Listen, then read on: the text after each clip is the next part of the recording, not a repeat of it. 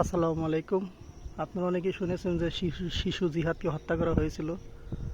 সম্ভবত এই জায়গায় শিশু জিহাদ খেলাধুলা করছিল।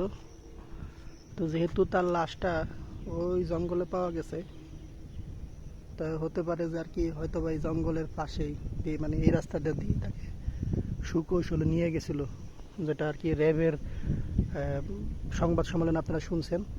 হয়তো বা এই রাস্তা দিয়েই তাকে নিয়ে গেছে। নিয়ে যাওয়ার পরে তার লাশটা সম্ভবত এই যে ঘাস দেখতেছেন না, ওই ঘাসের মধ্যে পাইছিল। আর এই সেই নির্জন জায়গাটা বলে রাখা ভালো, এটা কিন্তু কালামপুর কেন্দ্রীয় কবরস্থান। দেখতে পাচ্ছেন একবারে শুনশান নীরব একটা জায়গা। এখানে কোনো লোকজন সচরাচর থাকে না। এরকম একটা নির্জন জায়গায় এনে তারপর সেই শিশুটিকে হত্যা করা হয়েছে।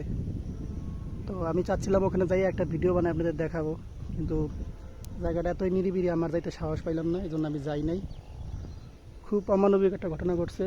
এবং দেখেন রাস্তা দেখেন একবারে নিরিবিলি, কোনো মানুষজন তেমন একটা এখানে দেখা যায় না।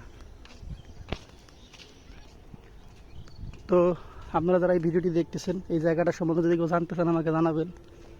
আর এখন না গেলেও হয়তো বা পরে এক সময় যে এই জায়গাটার দৃশ্যটা আপনাদের দেখানোর চেষ্টা করব, যেহেতু খুব ভৌতিক জায়গা। কারণ এখানে দেখছেন অনেক জঙ্গল আছে, সাপখোপ আছে, এদিকে যাওয়াটা ঠিক হবে না। খুব অমানবিক একটা ঘটনা ঘটছে, খুব খারাপ লাগছে। এর পাশেই আর কি আমাদের এই ট্রেনিং সেন্টার, আপনারা জানেন ধামরাই কালামপুর বাজার আমাদের ট্রেনিং সেন্টার। খুব অমানবিক একটা কাজ ঘটছে, একবারে নিরিবিলি, কোনো লোকজন নেই। দেখছেন সব সাইড দেখেন একবারে নিরিবিলি, কোনো লোকজন নেই এদিকে, নীরব একটা জায়গা।